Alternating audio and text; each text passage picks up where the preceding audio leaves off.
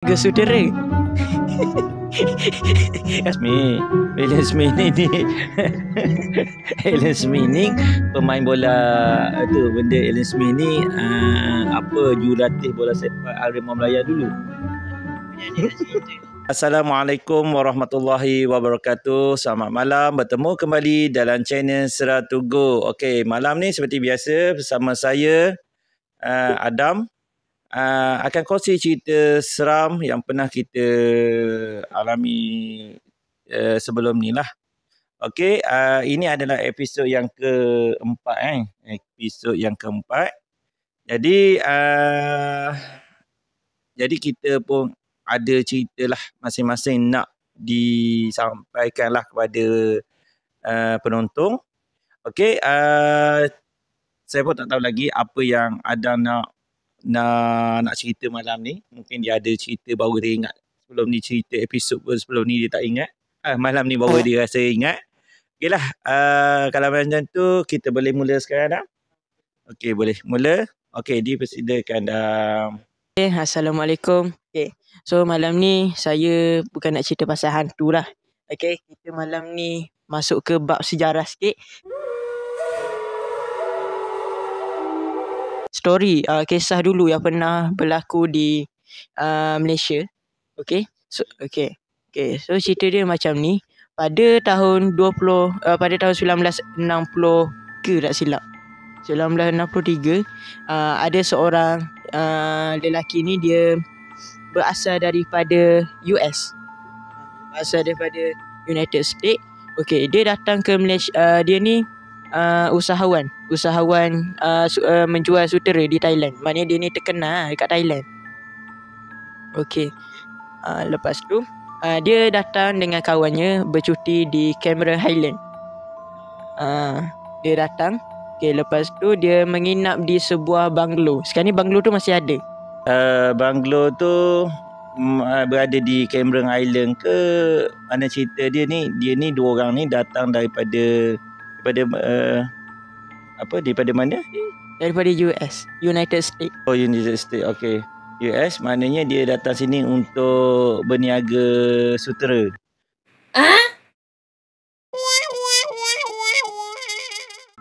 Niaga sutera dah. Bukan. Berniaga sutera. Saya dah explain lah tadi. Dia datang bercuti. Bercuti. Oh, bercuti. Okey, bercuti. Okey, tak apalah. Tak apalah. Kalau bercuti, dia ikut dia lah. Bercuti kat mana? Kat Cameron Highland. Okay. Ingat orang Malaysia je yang suka bercuti kat Cameron Highland. Mesti sekolah cuti kan dia pergi. Tak tahu. Okey, tahu maknanya 1963 dia datang pada US untuk bercuti di Malaya. Okey, di Malaya untuk di tempat yang dia cuti tu adalah Cameron Highland. Okey, baru faham. Okey, selepas tu mereka ni dia menginap di sebuah banglo kan. Okey, banglo ni dia masih ada sekarang, tapi namanya dah bertukar. Okey, sebelum tu nama lelaki ni Jim Thompson. Okey. Dia pada tarikh 26 Mac 1963, tarikh yang dia hilang. Dia hilang pada jam dia menginap tu kan, keesokan 26. Tak awal takut sebelum tu rasa esok kan. Okey, dia pada jam 1 petang selepas makan tengah hari. Layan lah. Okey. Lepas tu dia ni keluar daripada banglo tu untuk jalan-jalan kat sekitar tu. Kawan-kawannya memang tak tanyalah dia, sebab dia ni memang suka berjalan. Tapi dia keluar tu dia tak bawa apa-apa. Dia tak bawa barang, dia tak bawa semua, dia tak bawa apa-apa lah. Okay, lepas tu dia keluar melalui pintu belakang banglo tu. Okay, dia keluar tahu macam mana dia berjalan-jalan. Lepas tu yang peliknya pada petang tu, kawan dia ni pelik. Kenapa Jim tu dia tak balik semula. Dia tak balik. Lepas tu tak tahu sama ada malam tu ataupun keesokannya dia membuat laporan Okey, maknanya kawan dia yang sedar yang dia tak ada dalam banglo tu, maknanya kawan dia keluar pergi buat report polis lah. Maknanya kehilangan Jim ni. Okey. Jadi tak tahu banglo ni sekarang ni ada di Cameron Highland tu, tak tahu nama apa. Nama dia dah tukar. Dulu nama dia bermula daripada huruf B. Tapi sekarang ni dah tukar nama dia Jim Thompson Cottage. Masih ada 3 star rating. Dia ni banglo ni macam kat depan tu macam ladang teh macam tu. Kalau kita tengok gambar dia lah. Okey. Lepas dia membuat laporan polis tu, seramai 500 lebih daripada 500 orang yang mencari dia. Daripada polis, askar, ranger hutan. Okey. Cari tak jumpa. Dekat kawasan hutan kat situ, dia tak besar, dia kecil je. Tak jumpa. Walaupun lebih daripada 500 orang yang cari dia, tak ada satu pun petunjuk ke. So kat situ pelik lah ke mana dia pergi. So lepas tu cari, tak jumpa sampai sekarang. Lebih daripada 50 tahun, tak ada satu jawapan pun ke mana dia menghilang. Lepas tu ada teori yang mengatakan dia ni macam daria senyap-senyap, sebab dia ada macam keluarga dia dan kawan-kawannya nafikan dia macam ada plan lah untuk untuk akan datang, apa yang dia nak buat. So itu teori dia lah. Lepas tu ada teori yang mengatakan dia ni sesat dalam hutan. Tapi mustahil dia sesat, sebab dia ni dulu Jim ni dia bekas tentera Amerika. Jadi tak mustahil kalau dia sesat dalam hutan. Jadi biasanya tentera ni satu benda kan. Satu, dia ni pengalaman. Tentera kadang-kadang tentera US, tentera Rusia, tentera Malaysia kan, kadang-kadang dia ni tak sama. Tentera US dia tak mahir main dalam hutan sebenarnya. Tentera Australia dia tak mahir. Tentera Arab Saudi, negara Timur Tengah, dia tak mahir dalam hutan sebenarnya. Dia mahir di padang pasir. Macam contoh Israel. Orang cerita Israel. Israel dia tak boleh nak serang Malaysia sebab dia tak ada kemahiran dia untuk menyerang kawasan macam kita, negara kita yang penuh dengan hutan lah maknanya. Jadi dia tak boleh nak, maknanya tak ada pengalaman dia untuk masuk hutan. Dia beza dengan tentera Jepun, tentera yang dari Vietnam. Tentera tu dia mahir dalam hutan di sebelah ni lah, di Malaysia ni. Jadi kemungkinan besar agak bagi pendapat saya lah, kemungkinan dia betul-betul sesak ataupun dia ni betul lah tu boleh dikatakan dia menghilangkan diri, ada plan seterusnya. Okey, selepas tu itulah teori yang yang dikatakan lah. Okey, selepas tu sampailah sekarang masih tak jumpa, tak ada satu jawapan pun ke mana Jim Thompson tu hilang. So inilah kisah ni dia pernah menggemparkan satu dunia lah. Sebab kes ni pernah masuk dalam surat khabar seluruh dunia. Sebab dia ni usahawan kan. Jadi memang terkenal lah. So itu je lah kisah Jim Thompson tu pada tahun 1963 tu. Kehilang dia misteri sampai pada hari ini masih tak jumpa. Maknanya Jim ni kita tak tahu ke mana dia menghilangkan diri atau dia ada plan sendiri dia. Dia menghilang, dia keluar atau sesat kan, sesat di dalam hutan Malaysia, kita tak tahu, atau dia telah jumpa dengan orang lain dikurung. Masa tu tahun 1963, komunis pun ramai. Kita tak boleh nak kata masa tu walaupun kita dikatakan negara dah merdeka, tetap komunis ada dalam negara kita. Sebenarnya komunis ni tahun 1990-an ni cerita betul lah. Walaupun guna hang belakang tu, dia tetap ada di tanah Melayu ni. Komunis ni pernah kita dengar cerita negara Jepun datang ke ni, dia sembunyi di tanah Melayu 20 tahun baru keluar. Rupa-rupanya negara dia dah merdeka, askar-askar dia dah balik. Dengar cerita dia kan. Itulah kisahnya James Townsend lah. Okey, terima kasih atas info cerita, kongsi cerita pada malam ni. Okey, kita seterusnya cerita daripada saya sendirilah. Okey, cerita ni bukan berlaku. Maknanya cerita dah lama dah, maknanya yang William Smith. William Smith ni dia seorang yang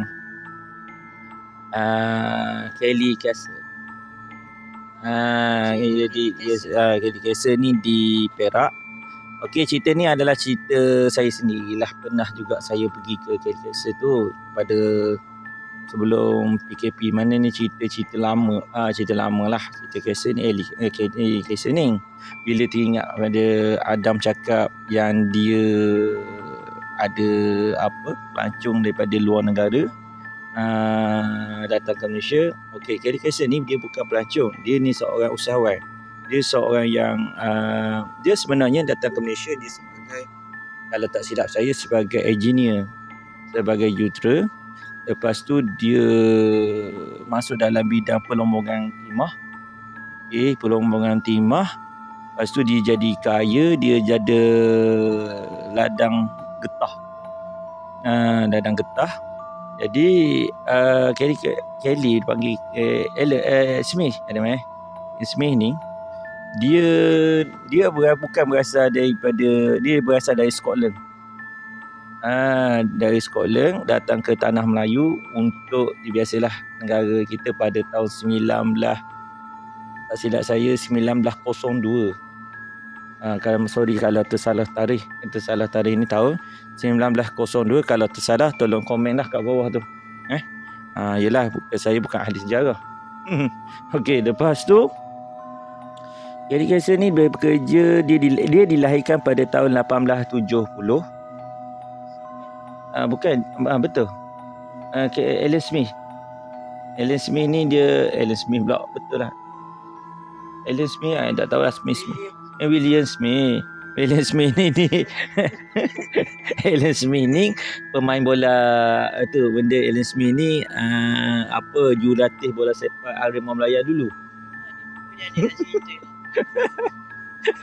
Okey, William Smith ni dia dilahirkan pada 1870, tapi dia datang ke tanah Melayu 1902 tak silap saya.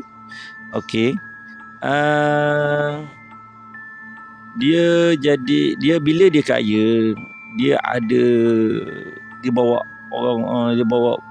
isteri dia daripada Scotland menetap di tanah Melayu. Nama dia Ernest.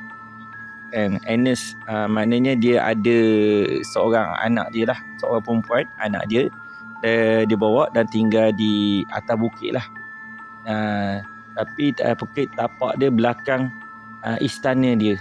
Sekarang ni ada lagi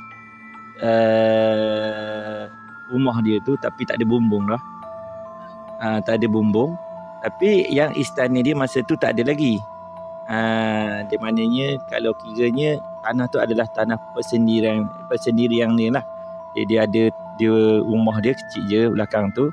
Bila dia ada duit, dia ada nak bina sebuah istana lah.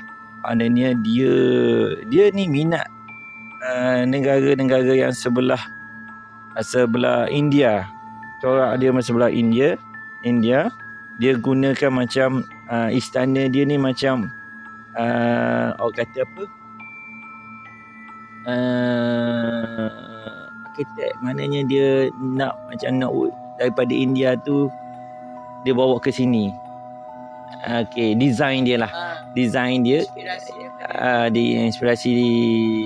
inspirasi daripada India, nak buat di tanah Melayu.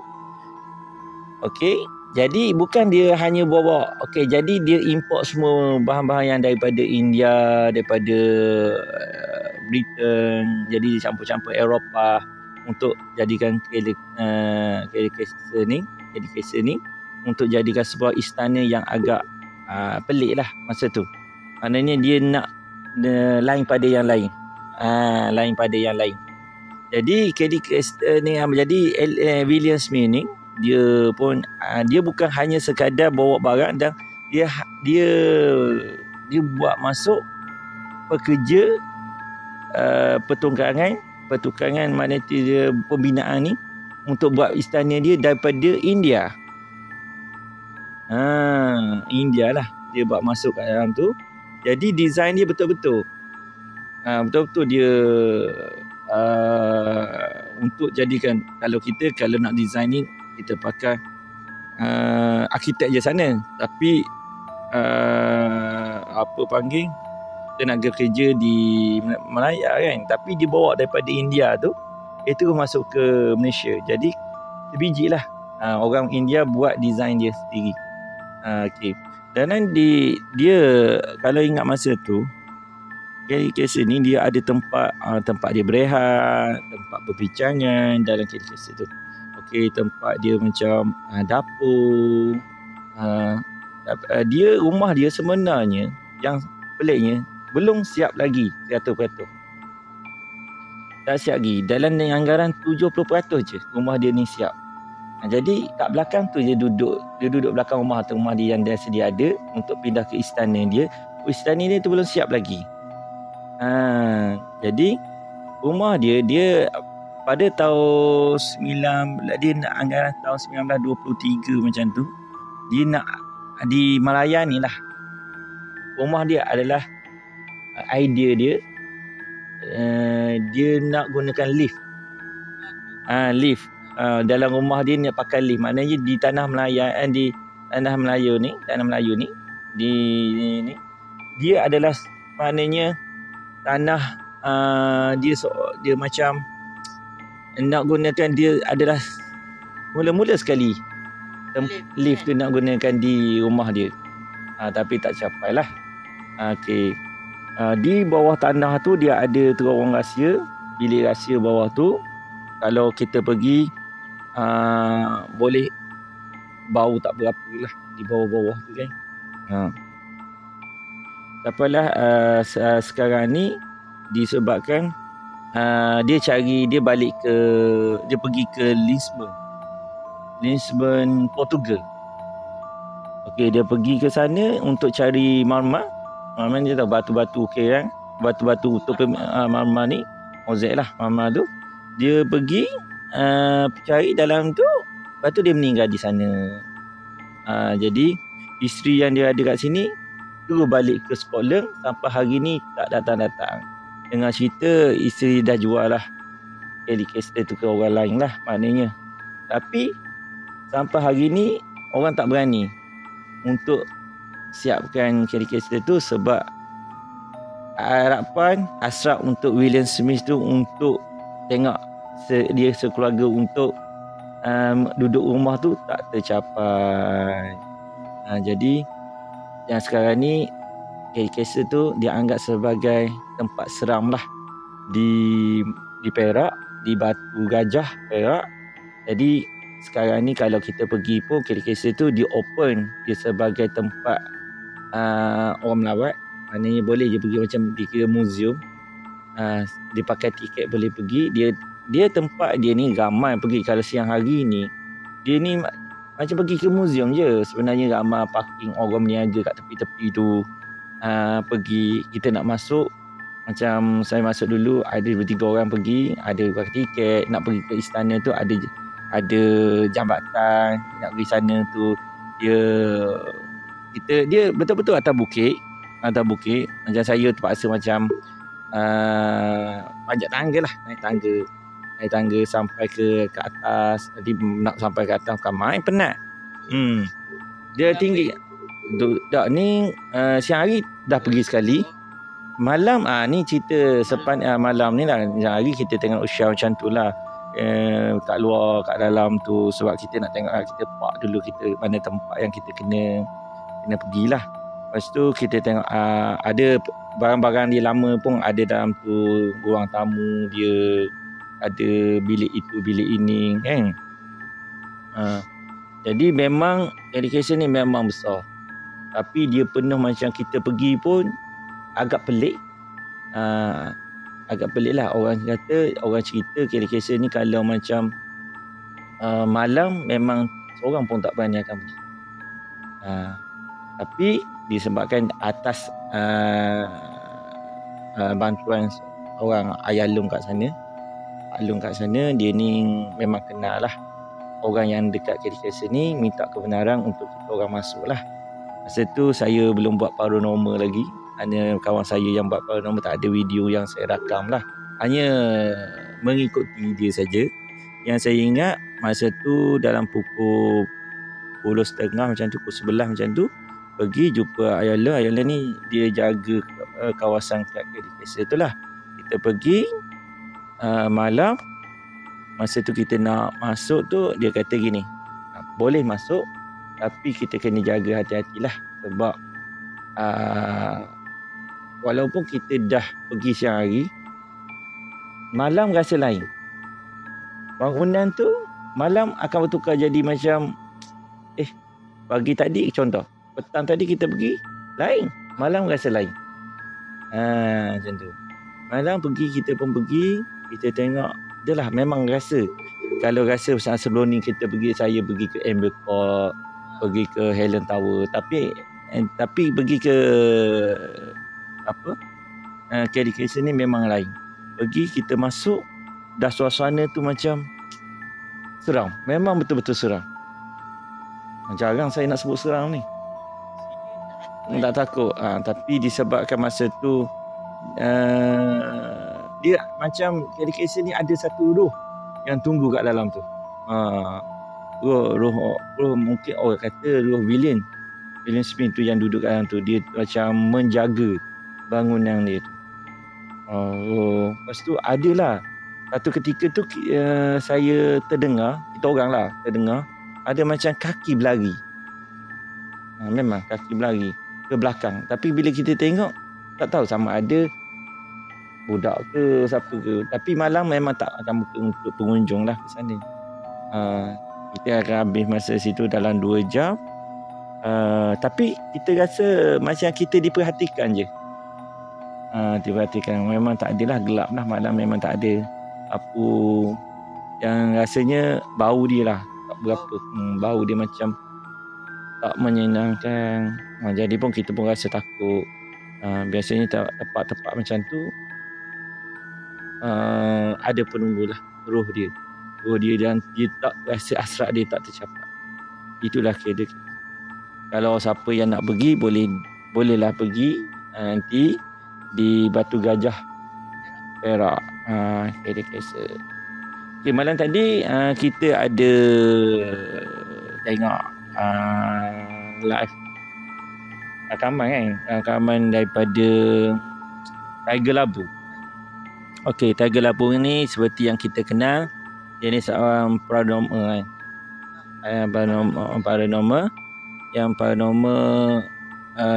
okey. Jadi Tiger Labu ni dia ni popular lah, maknanya popular untuk semua tempat dia pergi kan, paranormal. Semalam kita tengok dia live dekat Tanjung Pura Sabtu. Okey, Tanjung Pura Sabtu ni terletak di negeri Terengganu. Okey, tempat dia dulu memang tak tahulah tempat mana, memang tempat dia memang boleh dikatakan peninggalan lama lah, rumah peninggalan lama di Tanjung Pura Sabtu. Okey, kalau nak ikutkan tahun 1980-an rumah tu kan, tapi kayu-kayu yang diperbuat dengan dibuat rumah tu adalah beratus-ratus tahun lah, beratus-ratus tahun. Jadi kita tengok malam tadi, kita usahakan review balik yang Tiger tu. Okey, terima kasih sebagai beri info kita berkaitan dengan rumah tu. Okey, rumah tu sebelum ni pada tahun 1996 dijadikan tempat melawat kan.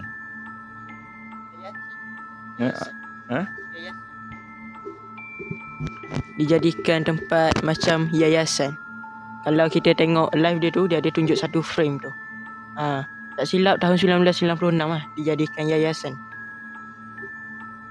Lepas tu dalam tu lagi semalam pun Tiger Labu bukan untuk cari seram, hanya untuk melihatlah apa punya rumah tu dah agak lama dah. Peninggalan semua tempat-tempat dah dah lama sangat dah peninggalan tu.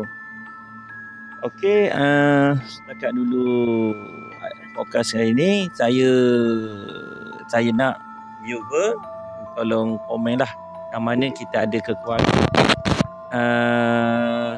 kekurangan malam ni untuk podcast, untuk diperbaiki lagi untuk channel Sedar To Go. Sila komen kat bawah. Terima kasih kerana anda menonton kami. Selamat malam. Jumpa lagi ke next episode. Bye bye.